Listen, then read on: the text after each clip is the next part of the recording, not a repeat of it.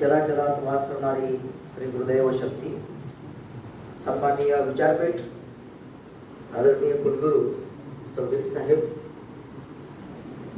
आदरणीय संजय दुधे साहेब, विसे साहेब, आणि ज्यांनी मला प्रामुख्याने बोलावलं आमचे गुरुप्रसाद नागमोडे सर, या सभागृहामध्ये विद्यापीठाशी संबंधित सर्व मान्यवर, प्राध्यापक, डीन, सर्व सन्माननीय कर्मचारी वृंद, विशेषतः गुरुदैव सेवा मंडळाचे उपस्थित असलेले सर्व सन्माननीय पदाधिकारी, सेवक वर्ग, भावांनो आणि बहिणींनो, आज मला या ठिकाणी संधी दिली. मी महाराष्ट्रातल्या टोकावरच्या जिल्ह्यातला, गडचिरोली जिल्ह्यातला एक माणूस आहे आणि या टोकावरच्या आणि गडचिरोली जिल्ह्यातल्या, आदिवासी जिल्ह्यातल्या माणसांना तुम्ही इथे बोलावलं आणि सन्मान केला. खरोखर मी तुम्हाला धन्यवाद देतो, तुमचा आभार मानतो. आम्ही त्या जिल्ह्यात राहतो, तिकडे उन्हे भरपूर आहे, जंगले भरपूर आहे, वाघे भरपूर आहे, अनेक समस्या आहेत. झाडाखाली कुठंतरी आम्ही उभे राहून सांगत असतो, लोकांना बोलत असतो. आज आमच्या AC हॉलमध्ये पहिल्यांदाच बोलायची संधी मिळाली. याबद्दल विशेषतः आपल्या अध्यासनाचा आणि विद्यापीठाशी संबंधित सर्व मान्यवरांना धन्यवाद देतो. आज वंदनीय महाराजांची जयंती आहे. महाराजांनी सांगितलं का एक दिवसीय जयंती नसो, ती ग्रामजयंती असावी. आणि ग्रामजयंती म्हणजे काय करणार? व्यक्ती महात्म्य वाढवणार का? तर तुम्ही ज्या गावामध्ये राहता त्या गावामध्ये काय अडचणी आहे, काय समस्या आहे, त्याकडे तुम्ही लक्ष द्या आणि त्या पूर्ण समस्या दूर करण्यासाठी सामूहिकपणे प्रयत्न करा. आणि म्हणून जयंती ही केवळ उत्सव नको, तर जयंतीच्या, ग्रामजयंतीच्या निमित्ताने कृती कार्यक्रम झाले पाहिजे. हे महाराजांनी आपल्या 51व्या वाढदिवसाच्या निमित्ताने त्यांच्याकडे जे सेवक वर्ग आले होते भंडारा जिल्ह्यातले, त्यावेळेस त्यांनी सुचवलं होतं. आणि मला असं वैयक्तिक जयंती करणं किंवा जन्मदिवस साजरा करणं हे मला आवडत नाही. आणि म्हणून त्यांनी सांगितलं की ग्रामजयंतीचा मंत्र घ्यावा नवा, देशात समता नांदवा. हा जो विचार त्यांनी सांगितला, की समता म्हणजे काय? जातीवरचे समतावाद स्वीकारायचा का? धर्मातला भेद लक्षात घ्यायचा का? इतकंच नव्हे तर गावामध्ये श्रीमंत लोक असतात, गरीब लोकांना स्थान देत नाही, मजूर लोकांना स्थान देत नाही, मोठे लोक, शिक्षित लोक अशिक्षित लोकांना स्थान देत नाही, अशी सुद्धा अनेक भेद आहेत समाजामध्ये. याकडे लक्ष वेधलं गेलं आहे की देशामधल्या सर्व जे गावं आहेत, आता सांगितल्याप्रमाणे सर्व गावं, त्याच्यातून आपला राष्ट्र उभं झालेला आहे, आपला देश तयार झालेला आहे. आणि म्हणून प्रत्येक गावागावामध्ये अशा प्रकारची व्यवस्था झाली पाहिजे, तसे कार्यक्रम झाले पाहिजे, तसे उपक्रम झाले पाहिजे. याकरिता ग्रामजयंतीचा कार्यक्रम झाला पाहिजे. विशेषतः चंद्रपूर आणि गडचिरोली जिल्ह्यामध्ये मी जे स्वतः काम करतो, तिथे आम्ही काय केलं ग्रामजयंतीच्या निमित्ताने, हे 3 दिवसाचं आम्ही नियोजन केलं.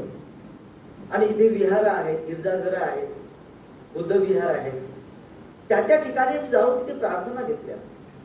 गडचिरोलीच्या सम्यक बुद्ध विहारामध्ये आम्ही कार्यक्रम घेतले. अनेक लोक आले होते, त्यांनी कौतुक केलं या कामाचं. चौकात चौकात सामुदायिक प्रार्थना घेतल्या. गुरुदैव सेवा मंडळाच्या प्रार्थनेमध्ये सर्व लोक येत नाही, काही लोक दुरून पाहतात, काही ना वाटते की हे फक्त भगव्या टोपीच्याच लोकांचंच मंडळ असेल, काही लोक नुसते निरीक्षण करतात. पण जेव्हा आपण चौकामध्ये प्रार्थना घेतो तेव्हा सगळे लोक ऐकतात, काय हवं ही प्रार्थना, वंदनीय महाराजांनी काय लिहिलंय, समाजाविषयी काय लिहिलंय, गावाविषयी काय लिहिलंय, ते ऐकतात. ते शब्दाचा संस्कार मनावरती होतो आणि निश्चितपणे त्यात बदल होते, भूमिकेत बदल होते. आणि म्हणून ते काम आम्हाला या निमित्ताने करता आलं. आणि ग्रामजयंतीचा उत्सव चंद्रपूर आणि गडचिरोली जिल्ह्यामध्ये वेगवेगळ्या पद्धतीने आम्ही घेतलेला आहे. हे मला सांगायला अतिशय आनंद वाटतो. महाराज सांगून जातात, जाणावे ग्राम हेची मंदिरं, जाणावे ग्राम हेची मंदिरं, ग्रामातील जण सर्वेक्षर, सेवा हिची पूजा समग्र, हाची विचार नेवे जावा. या देशामध्ये प्रामुख्याने 2 व्यक्तीने, 2 महापुरुषांनी तुमचा आमचा म्हणजे गावात राहणाऱ्या लोकांचा विचार केला, फाटक्या लोकांचा विचार केला. ते म्हणजे एक मोहनदास करमचंद गांधी आणि दुसरे तुकड्यादास माणिक बंडोजी पिंगळे, आपले वंदनीय महाराज. या 2 महापुरुषांनी प्रामुख्याने चलो गाव की ओर हा विचार प्रामुख्याने मांडला आणि याकडे सर्वांचं लक्ष वेधलं. अशाच एका गावामध्ये महाराजांचा जन्म झाला ते गाव यावली सर्वांना माहीत आहे, पण मी परत या निमित्ताने सांगतो, त्यांची ग्रामजयंती असल्या कारणाने त्यांचं 30 एप्रिल 1909 या दिवशी त्यांचा जन्म झाला. जन्मनाव माणिक होतं आणि ज्यांनी नाव ठेवलं ते गुलाबराव महाराज आणि आकुरचे हरिभाऊ बुवा त्यावेळी उपस्थित होते. पुढे वंदनी महाराज चिमूर भागामध्ये 1922 मध्ये चिमूरच्या भागामध्ये, त्यापूर्वी रामटेकच्या भागामध्ये कृष्णराव भोतेंसोबत पुढे आले आणि नंतर ताडोबाच्या जंगलामध्ये, रामदेवीच्या जंगलामध्ये त्यांनी तपश्चर्या केली. त्या भागातल्या लोकांचं निरीक्षण केलं, ग्रामनिरीक्षण केलं, लोकांच्या त्या व्यवस्थेचं निरीक्षण केलं, समाज व्यवस्थेचं निरीक्षण केलं आणि त्या निमित्ताने त्यांनी त्यावर अभ्यास केला. आणि ह्या सगळ्या गोष्टी पाहत असताना महाराजांनी प्रथमतः लक्षात घेतलं असलं की त्यांचा जो बालपणी जो काळ आहे, हा बालपणीचा काळ हा संघर्षाचा काळ आहे. घरी प्रचंड गरिबी होती. अनेकदा त्यांना आर्थिक अडचणीमुळे आपल्या आईसोबत, मंजुळा मातेसोबत त्यांना वरखेडला यावं लागलं. अनेक अडचणी होत्या आणि अशा संघर्षाचा काळ त्यांनी अनुभवला. पुढे त्यांची आध्यात्मिक बैठक तयार झाली. त्या काळात त्यांनी अनेक धार्मिक ग्रंथ होते, त्या काळातल्या ज्या लोकांनी लिहिलेले ग्रंथांचं वाचन केलं आणि त्याने हा विचार केला की आध्यात्मिक अभ्यास करत असताना, बैठक त्यांची होत असताना, मी कोण आहे बा, माझं उद्दिष्ट काय आहे, मी कशा करता आलोय, आत्मा काय आहे, म्हणजे माझं ध्येय काय आहे, हे त्याने लक्षात घेतलं. आणि पुढे पुढे सर्वाभूती परमेश्वर हा विचार मांडत त्यांनी मानवता धर्म हा सर्वांचा असला पाहिजे हा विचार त्यांनी पुढे सांगत त्यांनी सामाजिक भेदाभेदीसाठी त्यांनी काम केलं. समाजातले कोणी उच्च नाही, कोणी निच्च नाही, सर्व आपण समान आहोत आणि म्हणून सालवर्डीचा यज्ञ त्यांनी त्यावर केला. 3 दिवसामध्ये 10 लाख लोकांना जेवण देण्याचं काम त्या निमित्ताने केलं. सर्वांना एकाच पंक्तीमध्ये बसवलं. असं त्या ठिकाणी उच्च नीच हा भेद दूर करण्यासाठी अशा प्रकारे सामाजिक काम त्यांनी त्या काळात सुरू केलं. 1942चा राष्ट्रीय क्रांतीचा जो लढा आहे सर्वांना माहीत आहे आणि त्याच्यातून भजनाच्या माध्यमातून त्या काळाची जी पारंपरिक साधनं होती त्या साधनाच्या माध्यमातून लोकांना जागवण्याचा प्रयत्न केला. गावात राहणाऱ्या गरीब लोकांना, कष्टकरी लोकांना इंग्रज सत्तेविरुद्ध उभं करण्याचं काम महाराजांनी केलं. चिमूर, आष्टी, यावली, बेनोडा हे जे ते क्रांतीचे ठिकाणं होते त्याला कारण म्हणजे महाराजांची भजनं होती. आणि मग पुढे जेव्हा स्वातंत्र्य मिळालं त्यानंतर त्यांनी बहुजन हिताय बहुजन सुखाय हा विचार प्रामुख्याने मांडला आणि आपलं गाव स्वावलंबी झालं पाहिजे, आपलं खेळ चांगलं झालं पाहिजे याकडे सर्वांचं लक्ष वेधलं गेलं आणि वेधलं. अशा प्रकारे वंदनी महाराजांनी पुढे आपल्या कामांमध्ये सुद्धा ज्या ज्या वेळेस गरज पडली त्या वेळेस त्याच्यात सुधारणा करत, त्याच्यात बदल करत त्यांनी आपल्या गावाकडे लक्ष वेधलं गेलं आणि जनसामान्य हाताशी धरून सामाजिक क्रांतीची फार मोठी कामं त्यांनी त्या काळात केलेली आहे. आपल्या लक्षात येईल की स्वातंत्र्यानंतर महाराजांनी दारूबंदी, साक्षरता अभियान, अस्पृश्यता निर्मूलन, राष्ट्रीय एकात्मता, खादी, श्रमदान, आदर्श गाव, सामूहिक विवाह सोहळे, उदाहरण आंदोलन यासारखे अनेक कामं प्रभावीपणे केलेली आहेत. मी ज्या जिल्ह्यात राहतो त्या जिल्ह्यामध्ये 1958 साली आदिवासींसाठी पहिली आदिवासी आश्रमशाळा, भारतातली ती पहिली आदिवासी आश्रमशाळा असेल. आपण ती कधी एखाद्या वेळेस पाहून या. अहेरी जवळ आहे ती आदिवासी आश्रमशाळा. तिथे आता हत्तीचा कॅम्प आहे. त्या हत्ती कॅम्प झालेली आदिवासी आश्रमशाळा कमलापूरची ती महाराजांनी त्यावेळेस 1958 मध्ये स्थापन केलेली आहे. फार मोठं डोंगर आहे, जंगल आहे, घनदाट जंगल आहे, नदी आहे. अशा ठिकाणी ती आदिवासी आश्रमशाळा त्यांनी काढली आणि गरीब बिचारी आदिवासी जाती झाड पाल्याची नेसोनी राहते, कित्येकांची वस्ती असते झाडाखाली. जे चित्रण आदिवासी चित्रण मांडलेलं आहे तसं कुठल्याही संत ग्रंथात तुम्हाला दिसणार नाही. ते त्याचं चित्रण आता रामगीतेमध्ये दिसतंय. गरीब बिचारी आदिवासी जाती झाड पाल्याची नेसोनी राहते, कित्येकांची वस्ती असते झाडाखाली.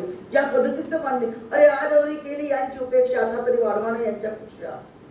त्यांना औषध पाणी शिक्षण पुरवावे, उत्सवी सद्भोजनी बोलवावे कार्यकर्त्यांनी या पद्धतीने महाराजांनी आवाहन केलं आणि तशा प्रकारचा कृती कार्यक्रम म्हणजे तिथे शाळा तयार केली, सुरू केली आणि आजही त्या ठिकाणी ती शाळा सुरू आहे. 1932 ते 1968 या दरम्यान वंदनी महाराजांनी जी साहित्य निर्मिती केलेली आहे, ग्रंथ निर्मिती केली आहे, ती पद्यरचनी संख्या आहे 15,577. त्याच्यामध्ये अभंग आहे, ओव्या आहे, बरखा आहे, सद्विचार प्रवाह आहे, मराठी श्लोक आहे, मंगलाष्टक आहे, पोवाडे आहे, प्रार्थनाष्टक आहे. हे सगळं साहित्य त्यासोबत पद्यवाङ्मयासोबत गद्यवाङ्मय सुद्धा आहे. त्याच्यामध्ये त्यांचे लेख आहेत, हिंदी मराठीतले 1200 लेख आहेत आणि हे सगळं साहित्य लिहिल्यानंतर महाराजांनी 20 ऑगस्ट 1968 त्यांनी अखिल जनतेला एक संदेश दिला की आपल्या लोकांचं कर्तव्य आता हे असू द्या की हे जे वाङ्मय आहे या वाङ्मयाला करोडमुखी आणि कानी करूया. आणि हे जे साहित्य आहे हे समाजाला घडवणार, समाजोन्नती करणारं, राष्ट्र घडवणारं साहित्य आहे आणि जीवनस्पर्शी साहित्य आहे. आणि याच्यातला महत्त्वाचा ग्रंथ म्हणजे ग्रामगीता हा ग्रंथ, ज्या ग्रंथाचा त्यांना जी प्रेरणा झाली ती 22 जुलै 1953ला लेखनाची सुरुवात झाली. 17 ऑक्टोबर 1953 ध्यानयोग मंदिरात त्यांनी लेखनाला सुरुवात केली. 28 मे 1954ला ग्रामगीतेचं लेखन पूर्ण झालं. ग्रामगीतेमध्ये एकूण 21 अध्याय आहे, चॅप्टर्स आहे, 41 चॅप्टर्स अध्याय. त्याच्यात ओव्या आहेत 4674. ह्या 4674 ओव्या लिहिण्यासाठी मंदनी महाराजांना काळ जो लागला तो आहे 224 दिवसाचा. 224 दिवसांमध्ये 4674 ओव्या त्यांनी लिहून काढलेले आहेत. यावरून लक्षात येते की त्यांच्या लेखनाचा वेग हा मोठा होता. गावाच्या उन्नतीकरता लिहिलेला ग्रंथ, साहित्याच्या क्षेत्रात सुद्धा हा अद्वितीय असा ग्रंथ त्यांनी लिहिलेला आहे. त्यातील शब्दवैभव, बोली सामर्थ्य, भाषाशास्त्र अभ्यासण्यासारखं आहे. ग्रामगीतेमध्ये कोट, आपण जे कोट इंग्रजी शब्द आहे, कोट, कॉफी, फंड यासारखे प्रचलित इंग्रजी शब्द आहेत. असे एकूण 35 शब्द आलेले आहेत. ग्रामगीतेमध्ये खटा, खेटणी, चोहटी यासारखे 59 वऱ्हाडी शब्द आलेले आहेत. मुनाफा, गल्ला, शेखी यासारखे हिंदी शब्द आलेले आहेत, त्या काळात प्रचलित शब्द. आणि टोपला, पेंड, चून, भोवे यासारखे झाडीबोलीचे 295 शब्द आलेले आहेत. आणि 195 नवीन शब्दाचं सर्जन वंदनी महाराजांनी ग्रामगीतेत केलेलं आहे, दाखवलेलं आहे. आणि या पद्धतीने जर आपण विचार केला की वऱ्हाडी बोली, झाडी बोली आणि इतर बोलींचे सुद्धा त्यात शब्द त्यात आले असल्या कारणाने त्या बोलीचा सुगंध वंदनी महाराजांनी देशभर पोहोचवला असं आपल्याला म्हणता येईल. वंदनी महाराजांची भजनं सर्वांना माहीत आहे. मनी नाही भाव, मनी देवा मला पाव, देव अशांना भेटायचा नाही रे. हे तुम्ही रेडिओ स्टेशनवर ऐकलं असेल. मनी नाही भाव, मनी देवा मला पाव, देव अशांना भेटायचं नाही रे. अशानं देव बाजारचा भाजीपाला नाही हो, मातीचा देव त्याला पाण्याचं भेव म्हटलाय. भेव शब्द वापरलाय, भय नाही म्हटलाय. मातीचा देव त्याला पाण्याचं भेव, सोन्या चांदीचा देव त्याला चोराचं भेव. म्हणजे भेव हा शब्द या ठिकाणी प्रामुख्याने मानलाय. लाकडाचा देव त्याला अग्नीचं भेव. म्हणजे इथं जे वापरलेला शब्द आहे भेव, अशानं, हे जे शब्द आहे हे झाडीतले शब्द आहेत, आमच्या झाडीपट्टीतले शब्द आहेत. अशा प्रकारे असे अनेक शब्द, बोलीचे शब्द महाराजांनी आपल्या ग्रामगीतेमध्ये घेतलेले आहेत.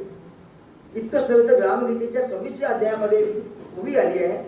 देवाद्वारी हवन करी, देवाद्वारी हवन करी, बाहेर भिकाऱ्यासी मारी, पोटा न दे चून भाकरी, उपाशियांच्या कधीही. चून आता सगळ्याला आता विसरले असतील काही लोक, शहरातली मंडळी आहे.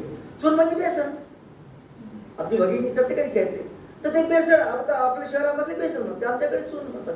चून हा शब्द महाराजांनी ग्रामगीतेने घेतला असेल. असे अनेक शब्द बोलीचे. त्यामुळे लोकांना वाटतं की हा ग्रंथ आपला आहे. जेव्हा 2000 साली महाराष्ट्र शासनाने जे मोठ्या प्रमाणामध्ये स्वच्छ ग्राम स्पर्धा, महाराष्ट्र शासनाने संत तुकडोजी महाराज स्वच्छ ग्राम स्पर्धा आणि संत गाडगे बाबा स्वच्छता अभियान जेव्हा सुरू केलं, त्यावेळेस फार गती त्यांना त्या कामाला दिली. माननीय आर पाटील साहेबांनी, ग्रामविकास मंत्री होते त्यावेळी त्या अभियानाच्या निमित्ताने गावागावात त्या ओव्या लिहिल्या गेल्या. आणि त्या ओव्या पाहिल्यानंतर लोकांमध्ये परिवर्तन झालं. त्या शब्दांचा संस्कार झाला. जी गावं प्रथम आली, महाराष्ट्रात प्रथम आली. आमच्या गावाकडचं राजगड गाव आहे, ज्याला आम्ही पाखोडे सरांनी भेट दिली. विद्यापीठाच्या निमित्ताच्या माध्यमातून आम्ही त्यांच्या गावापर्यंत गेलो, ते गावाचं निरीक्षण केलं. त्या गावाच्या भिंतीवर सगळीकडे तिकडे ती ग्रामगीतं लिहिली गेलेली आहे. हे सगळे शब्दधन जेव्हा लिहिले गेले आहे तिथे भिंतीवरती, लोक जे वाचतात त्याचा परिणाम, त्याचा संस्कार आपल्या मनावरती होतो. आणि या सगळ्या ग्रामगीतेच्या शब्दांचा संस्कार, विशेष करून प्रादेशिक भाषेचे शब्द तिथे आल्या कारणाने लोकांना ती ग्रामगीतं आपली वाटली, ती शब्द आपले वाटले. लोकांनी खराटे घेऊन उत्स्फूर्तपणे सहयोग दिलेला आहे, हे आपण पाहिलेलं आहे. आणि राजगड आहे गाव आहे, लवारी नावाचं गाव आहे, रेंगेपार हे गाव आहे झाडीपट्टीतलं. या सगळ्या गावांमध्ये स्वच्छता अभियान अतिशय यशस्वी झालेली दिसते. आजही काही ठिकाणी त्या पद्धतीने काम सुरू आहे. पण ते अभियान अधिक प्रभावीपणे करण्याची गरज आहे. शासनाने ते करावं असं मी या निमित्तानं आवाहन करतो. महाराजांची काही गीतं फार प्रसिद्ध आहेत. मी त्यांना भजनं नाही, मी गीतं म्हणतो. कारण गीत म्हणजे जसं चिमूरचं 1942चं गीत आहे, अब काय तो धूम मचाते हो, आमच्या भागामध्ये लोकांच्या मुखामध्ये आहे. भारत चीन बॉर्डरच्या युद्धाच्या प्रसंगी हे गीत महाराजांनी म्हटलं आहे, आओ चिनियो मैदान में देखो हिंद का हात. जपानच्या विश्व धर्म परिषदेमध्ये हर देश में तू हर भेष में तू हे गीत जे आहे, बाबासाहेबांचं महानिर्वाण झालं त्या दिवशी म्हटलेलं गीत, धन्य भीम भगवान ललित तो ठाण करणे आहे ते हम्मे. आपल्या विद्यापीठाचं गीत यातच म्हटलं, या भारतात बंधू भावा नित्य वसुदेव. ही गीतं आमच्या भागामध्ये लोकांना मुखोद्गत आहे, सगळं माहीत आहे लोकांना. लोक बोलतात. आम्ही जेव्हा तेलंगणा स्टेटमध्ये जेव्हा आम्ही संमेलन घेतलं, राष्ट्रसंत साहित्य विचारकृती संमेलन, ते तेलुगू लोक होते. तिथे एक पुतळा दिसला त्या गावाला, सांगली नावाचं गाव आहे, सांगली दुर्भा म्हणून. तिथे आम्ही जेव्हा गेलो, तिथं माझ्या वडिलांसोबत मी कापूस विकायला गेलो होतो आदलाबादला. जाताना ते सांगलीवरून आम्ही गेलो होतो. ते कापूस विकताना तिथं आम्ही पाहिलं, तिथे एक पुतळा होता त्या सांगलीला. तिथं आम्ही विचारलं, तर महाराजांचा पुतळा कसा? तर म्हणजे ते सामध्ये प्रार्थना चालते, इथं मंडळ आहे तेलंगणा स्टेटमध्ये. मग त्यांना विचारलं, मग तुम्ही मराठी कसे काय बोलतात, हिंदी कसे काय बोलतात, तेलुगू? आम्ही म्हणे प्रार्थनेमुळे हिंदी बोलतो.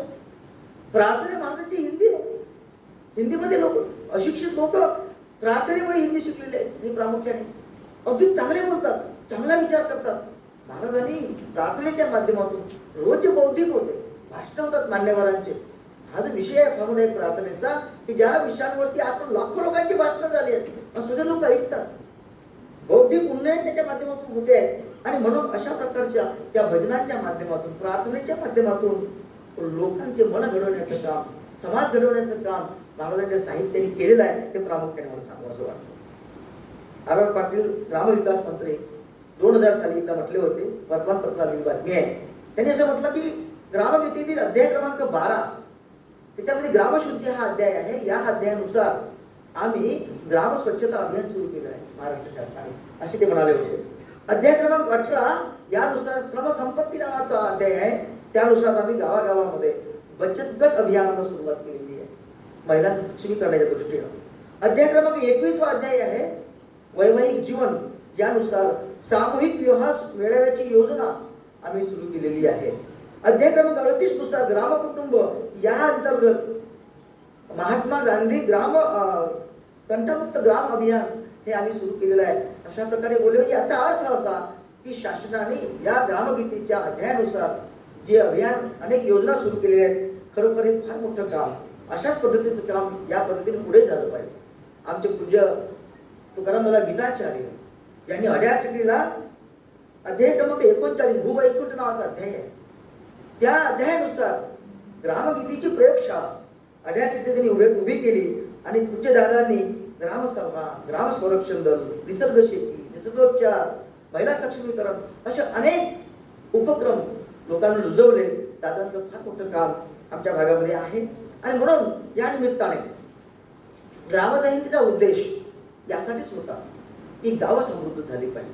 गाव समृद्ध होईल तर देश समृद्ध होईल, देश चांगला होईल आणि आपला ग्रामनाथ सुखी होईल. ग्रामनाथ म्हणजे शेतकरी, हा सुखी झाला पाहिजे. आणि ग्रामगीतेच्या म्हणून पहिल्या पानावरतीच महाराजांनी ऋग्वेदामधली जी रुची आहे ती रुचीचा उल्लेख त्यांनी केलेला आहे. विश्वम पृष्ठ ग्रामे अस्मिन्न तातुरम, गावागावातील ही सर्व जनता निरोगी धष्टपुष्ट व सुखी हो. अशा प्रकारे त्या ठिकाणी ऋग्वेदाचं वचन आणि तिथं अर्थ लिहिलेला आहे की महाराजांची मूळ इच्छा होती. आणि म्हणून ग्रामगीतेच्या कार्यरूपाने, ग्रामगीतेला जे अपेक्षित आहे त्या रूपाने ग्रामजयंतीचं कार्य ते चांगलं झालं पाहिजे. संकल्प जरी आता ग्रामजयंती संपली असली तरी याच्यानंतर पूर्ण वर्ष आपल्या हातात आहे. त्या दृष्टीने आपण संकल्प केला पाहिजे. गावागावामध्ये सामुदायिक प्रार्थना, ज्या गावात सामुदायिक प्रार्थना आहे सुरू आहे त्या ठिकाणची ग्रामसभा सक्षम आहे. बिनविरोध निवडणुका झालेल्या आम्ही पाहिलेल्या आहेत. आणि म्हणून प्रार्थना होणे, जेव्हा लोक एकत्र बसतात तर त्या गावामध्ये शांती प्रस्थापित होते. शांतताप्रिय समाज तो विकास करू शकतो. हा विचार पुढे अनेक गावामध्ये रामधून निघतात. म्हणजे सावली तालुक्यामध्ये रामधून त्यावेळेस मी एकदा गेलो होतो. त्यावेळेस असं दिसलं मला की आमची रामधून सुरू असताना एक बाई आम्हाला भेटली. ती म्हणे, आजी म्हणे, बोलता बोलता ते बोलली, ती म्हणे, आजी ह्या रामधूनमुळे मी म्हणे जिवंत आहे म्हणे. आज मला समजलंच नाही. कुंभारे साहेब सोबत होते. रामधून म्हणे मी जिवंत आहे कसं काय? म्हटलं नाही म्हणे, दर सोमवारी म्हणजे रामधून निघते आमच्या गावामध्ये. पहिले गुरुवारी निघायचे तर सोमवारी निघते. बरं बरं, काही हरकत नाही. तुम्ही जिवंत कसे आहे अजिबात. काय झालं जेव्हा रामधून निघायची तर मी सकाळी उठून सडा संमार्जन वगैरे सगळं स्वच्छता पाणी वगैरे टाकून रोड स्वच्छ करत होती म्हणे. ज्या दिवशी रामधून निघाली त्या दिवशी म्हणे ताप आला होता म्हणे, मी घरात होती म्हणे. तर जेव्हा रामधून माझ्या घरापर्यंत आली, रामधून म्हणजे दिंडी, गजाननाची दिंडी, तर ती दिंडी जेव्हा माझ्या घरासमोर आली म्हणे तर माझं घर तर समोरचा परिसर अस्वच्छ होता, साफ केलेला नव्हता. तर रामधून मधल्या एका माणसाने मला म्हटलं म्हणे, भजन करणाऱ्या माणसाने, अवा राधूबाई राधेबाई अजून उठली नाही का हो? नाही का, मी ताप आलाय, मी घरातच आहे. मला बरं नाही, मला जर आला, हरिपट्टीत जर आला म्हणते, मला जर आला म्हणे. मग नामदेवराव तापानच आहे. अरे तू दोघे तापानच आहे, मुलगा तर नाहीच आहे तुम्हाला, फौजी म्हणे तर घरीच आहे. मग तुम्ही दवाखान्यात नाही गेले, कसं जाऊन म्हणे पैसेच नाही. सर एवढी गरिबी आमच्या भागामध्ये, आमच्या गडचिरोली जिल्ह्या साईडला पैसे नाही म्हणे. म्हणून मग आता धान निघल तर धान विकल तेव्हा पैसे, नंतर दवाखाना. अरे पण केव्हा? अशा प्रकारे आम्ही सांगितलं म्हणे. मग ते म्हटलं आणि आम्ही पैसे गोळा करतो, तुला पाठवतो दवाखान्यात. रामधूनच्या लोकांनी पैसे गोळा केले आणि त्या दोघांना नवरा बायकोंना ॲटो बोलावला, ॲटोने पाठवून दिलं गडचिरोलीला. 4 दिवस ते दवाखान्यात भरती राहिले. आज ते चांगले जीवन जगत आहे. रामधूनचा असाही वेगळा परिणाम आम्हाला तिथं पाहता आला. मी प्रत्यक्ष अनुभव घेतला आहे. महाराष्ट्रामध्ये हा उल्लेख सुद्धा मी केलेला आहे. सांगायचा अर्थ अशा अनेक गोष्टी आहेत. साप्ताहिक ते दिंडी निघते, साप्ताहिक स्वच्छता अभियान होते. राजगड हे आमचं गाव, आमच्या भागातलं गाव, तिथे साहित्य संमेलन घेतलं 2007 मध्ये. राष्ट्रसंत साहित्य विचारपूर्ती संमेलन स्वतः आम्ही घेतलं. सायंकाळी सामुदायिक प्रार्थना झाली, भाषण वगैरे झाले. रात्री 10 वाजता अचानक आकाशामध्ये ढग आले आणि जोरदार पाऊस पडला. आमचा पूर्ण मंडप पडला रात्रोरात्री. आणि 550 लोक आले होते, बाहेरगावचे प्रतिनिधी. तर आम्ही मग एका बालाजी नावाचं विद्यालय, त्या विद्यालयात सगळे जमा झालो होतो.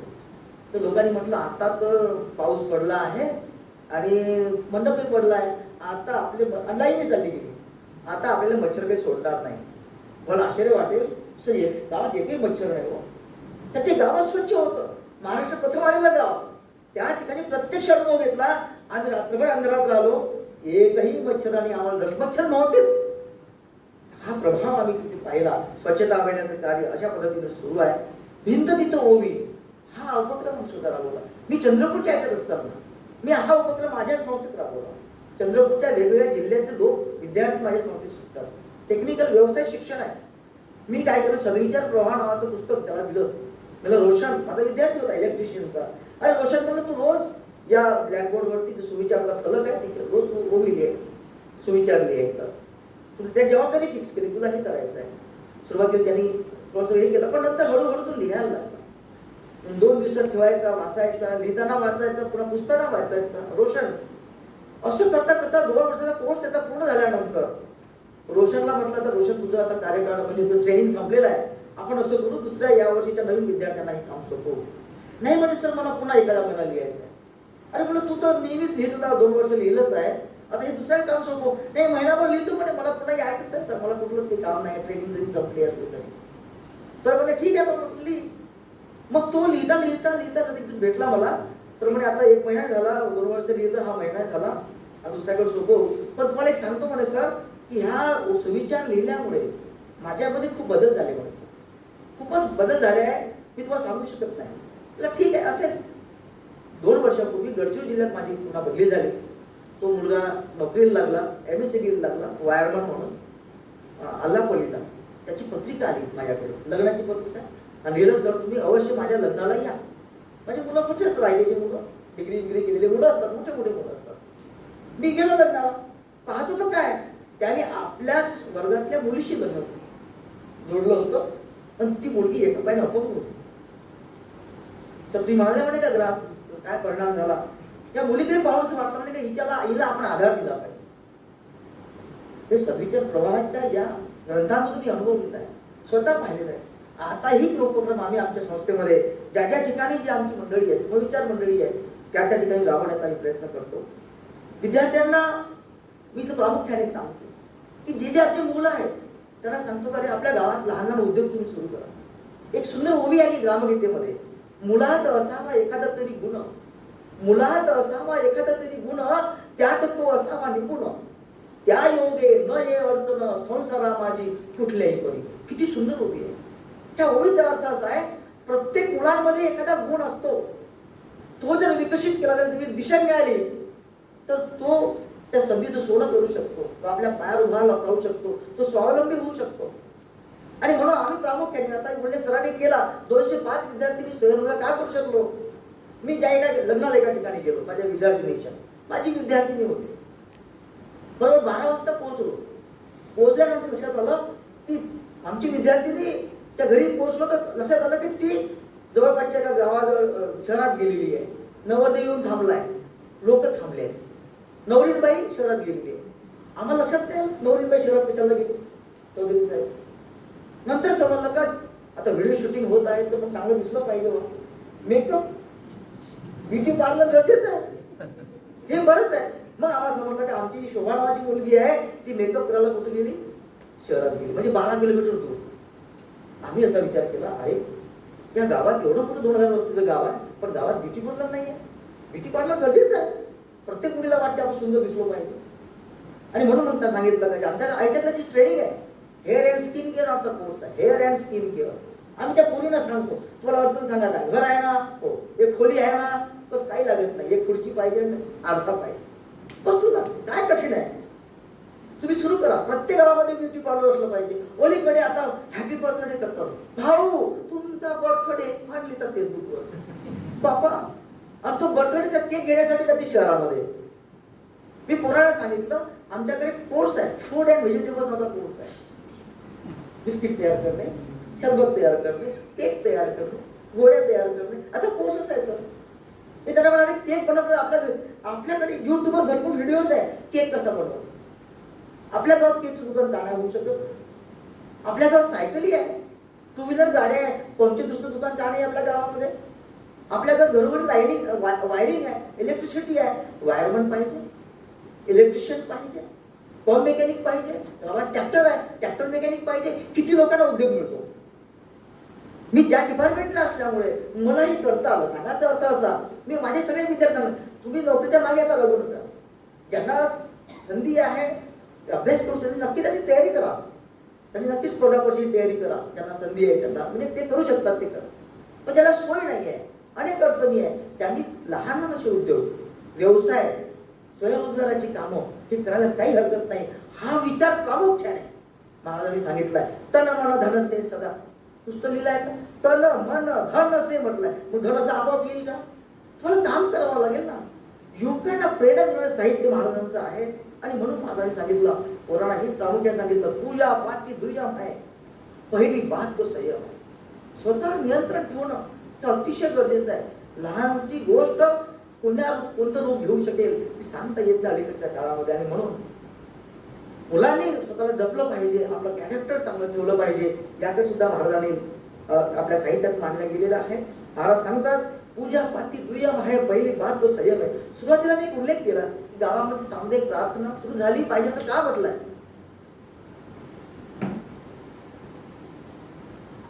एका गावाला गेलो होतो, कार्यक्रमात चाललो होतो टू व्हीलरने, 2:30 वाजताची वेळ होती. जाताना काय झालं, रस्त्यावरच ते गाव होतं गडचिरोली जिल्ह्यामधलं.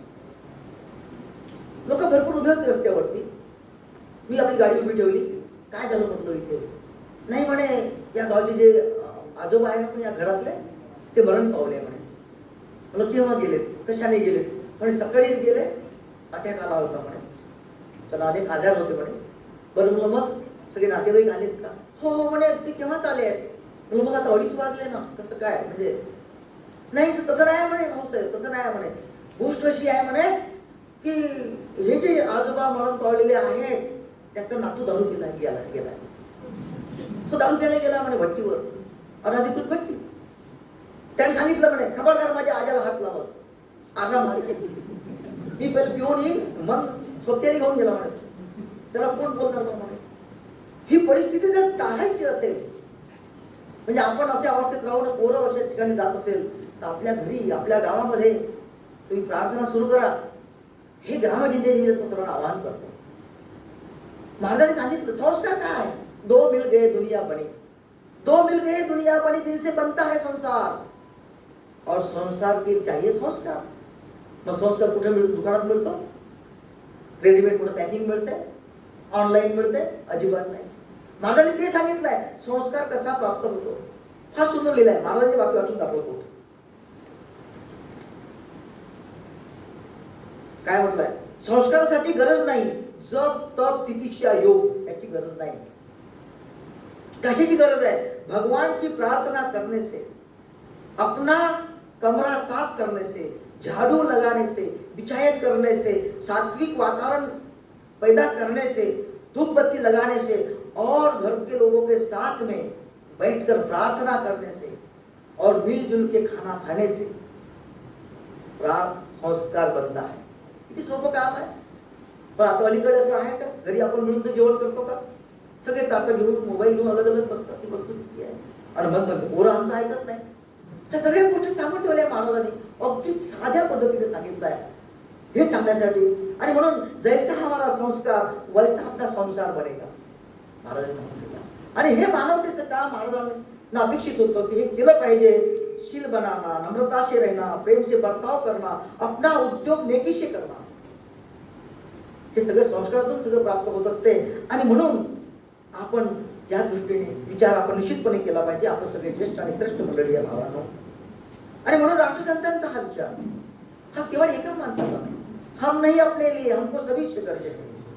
सगळा सकळो मानवता राष्ट्र भावना तो सर्व स्थळी मिळून समुदाय प्रार्थना, आओ सभी मिल जाए के प्रभु ध्यान. सर्व ठिकाणी मिळून मिसळून समुदाय. आमच्या झाडीपट्टीमध्ये धान रोवणी करायची आहे. सर मला इशारा करायला बोलतो.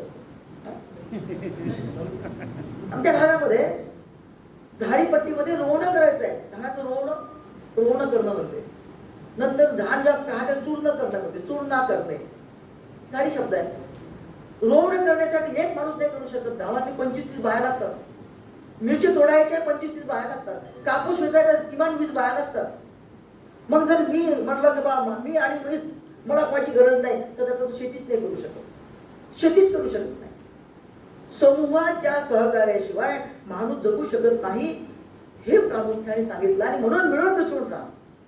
समुदायाच्या कल्याणात आपलं कल्याण आहे, हा प्रामुख्याने विचार महाराजांनी सांगितला. हा राष्ट्र निर्माणाचा विचार आहे, राष्ट्र निर्मितीचा, ग्राम नवनिर्माणाचा विचार आहे. आणि म्हणून प्रामुख्याने महाराजांनी या गोष्टीवर जोर दिलेला आहे. इतकंच नव्हे तर अलीकडची मुलं हे काम नाही करत. शिकलेले पोरं अजिबात काय काम करत नाही. बिलकुल बाप करल माय करल, पण का पोरगा काम करत नाही. त्याला खूप वाईट वाटतं बापाला. आता मी लहानपणी असं हा पोरगा बिलकुल काम करत नाही. वस्तुस्थिती आहे. मुलांना सांगावं लागेल. कष्ट नाही बनते हाथों से, सब ही समझाते बातों से, ऐसे कैसे हो भारत का हात में रहे लंबू. काम नाही केलं तर भीक मागायची पारी येणार. ती वस्तुस्थिती याच्या काळात. हे करावंच लागणार आहे. हे तुम्ही प्रामुख्याने आपल्या मुलाला सांगा. तू किती डिग्री कर रे बाबा, पण तू काम कर. लहानसा तरी उद्योग सुरू कर, छोटं मोठं तरी कर, घरी काम कर. त्याच्याशिवाय पर्याय नाही. आणि याकरता महाराजांची जी ग्रामगीता आहे, इतर संपूर्ण साहित्य आहे, हे त्यांच्यापर्यंत पोहोचावं लागेल. अलीकडचे मुलं जरा वाईट मार्गाला लागले. ते न सांगण्यासारखी गोष्ट आहे, मला लवकर समजेल. ज्या ओव्याने वाचतोय ग्रामगीतेतल्या ओव्या बघा. अध्याय 3. मुलगा जरा वयात आला. नका ते वातावरण सध्या. मुलगा जरा वयात आला, हवे तैसे वागू लागला. मुलगा जरा वयात आला, हवे तैसे वागू लागला. बाळपणीच भोगी तारुण्याला, जन्म गेला दुःखी मग. सगळ्याला समजलंय, तुम्हाला हे सांगायची गरज नाही. त्याचे जीवन म्हणजे पाप, त्याचा संसार म्हणजे ताप, त्याचे संताप म्हणजे शाप संसार. हे सगळं समजून घ्या आणि आपल्या पोरांना समजण्याचा प्रयत्न करा. संस्कार संगत उत्तम मिळाली पाहिजे, हे आजच्या काळाची गरज आहे. समाजातील सर्व जबाबदार घटकांनी याकडे लक्ष देणं गरजेचं आहे. म्हणून महाराज म्हणतात, प्रथम पाया मानव वर्तन, प्रथम पाया मानव वर्तन, याच करावे उत्तम जतन, गाव करावे सर्वांग पूर्ण, आदर्श चित्र गावाचे. आणि म्हणून मला असं वाटलं की मी सेवा मंडळाचा लहानसा कार्यक्रम, मी काही फार मोठा नाही आहे, माझ्या परीने होईल तेवढं करत करत गेलो, होईल तेवढं शिकत गेलो. आणि कुठले काम करत करत गेला का त्याचा संग्रह होतो त्याच्या पद्धतीने. म्हणून मला असं वाटलं की आपणही एखादं गाव दत्तक घ्यावं. आणि योगायोगाने आज गडचिरोली जिल्ह्यात नोकरी करतोय. या जिल्ह्यात नोकरी केली कळमशेरला, 3 वर्ष इथे होतो या जिल्ह्यामध्ये. चंद्रपूर जिल्ह्यात नोकरी केली, वर्षाला नोकरी केली. तर चंद्रपूर गडचिरोली जिल्ह्यात असताना एक गाव दत्तक घेतलं. त्या गावाचं नाव असतं कुरंडी चक. पूर्ण आदिवासी गाव आहे. आदिवासी लोक आदिवासी बोलतात त्या गावामध्ये प्रार्थना सुरू केली, सामुदायिक प्रार्थना केली. दर रविवारी जाणे, कोरोना घेऊन बसणे, प्रार्थना, आणि घर तिथे ग्रामगीता 150 ग्रामगीता घेऊन गेल्या. 160 घर आहेत सर, 10 ग्रामगीता काही पडल्या तर ग्रामगीता वाटल्या, आणि नुसत्या वाटल्या नाही तर मग भिंतीवर लिहून काढल्या. म्हणजे गोळा केलं 2-3 लोकांकडनं, स्वतः मी टाकल्या आणि भिंतीवर लिहून काढल्या, विहिरीवर लिहून काढल्या.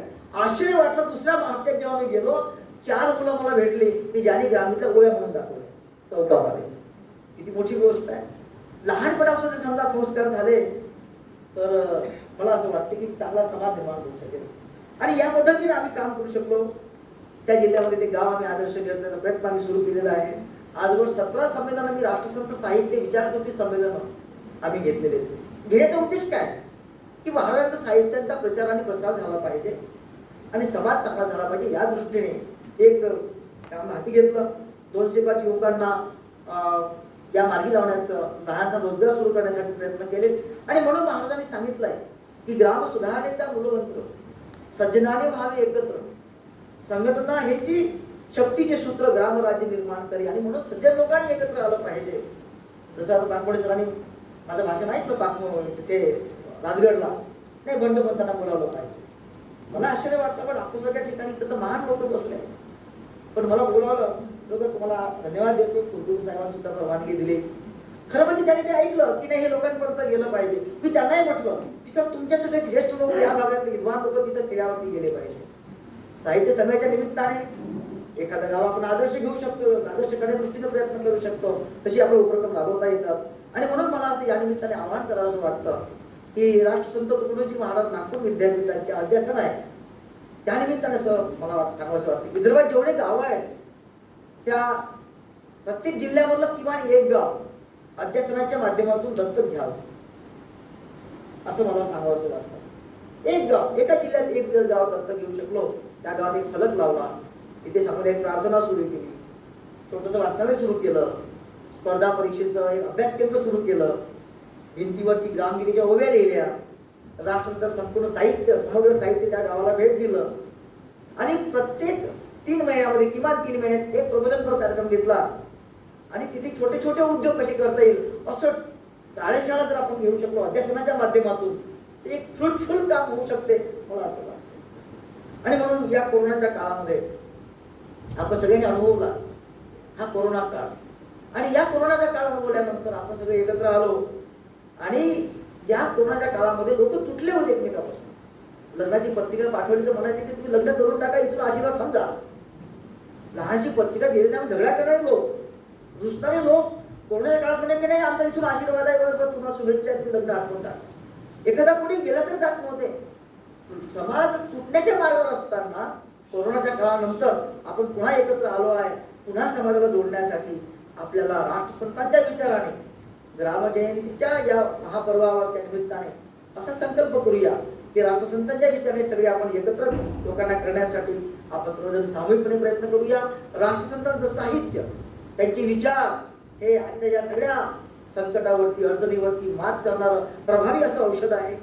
आणि म्हणून दादा एकदा सांगितलं, तुकारामदादा गीताचार्य असे म्हणायचे की ही जी मानवी निष्ठा आहे, मनमूत्र आहे, यापासून तुम्ही खत तयार करा शेतीसाठी. यावर सुद्धा रिसर्च झालं पाहिजे. काही लोकांनी त्या भागात काम केलेलं आहे. काही लोकांनी शेतीमध्ये मानवी गोष्टीचे खत तयार केलेलं आहे जलसंधारणाच्या माध्यमातून. हा ग्रामविद्येतलाच प्रयोग आहे. सामूहिक ग्राम स्वच्छता, व्यसनमुक्तीचं काम, ग्रामनिष्ठता प्रचार, लघुउद्योग, शेतमाला आधारित छोटे छोटे उद्योग कसे करता येईल या दृष्टीने प्रयत्न केला पाहिजे. तुम्हाला एक लक्षात घेतलं पाहिजे की कोरोनाच्या काळामध्ये शहरात लोक फ्लॅटमध्ये बंद होते. फ्लॅटमध्ये सगळे शहराचे लोक बंद होते, पण खेड्याचे लोक यायचे, बाया यायच्या, दही घेऊन यायचे, दूध घेऊन यायचे, मिरची घेऊन यायचे, वांगे घेऊन यायचे आणि आमच्या शहरी लोकांना जगवायचे. तेव्हा काय लक्षात आलं की खेडे श्रेष्ठ आपल्यापेक्षा. कुठं आपण मोठे आहोत, ते मोठे आहे, ते त्यांनी जगवलं आपल्याला कोरोनाच्या काळामध्ये.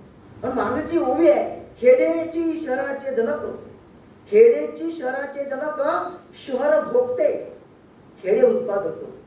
शहर भोगते म्हणजे कस्टमर आहे आणि खेडे प्रोडक्शन करणारे आहेत. शहराकडे न जाता लोक धावावे उलट खेड्याकडे.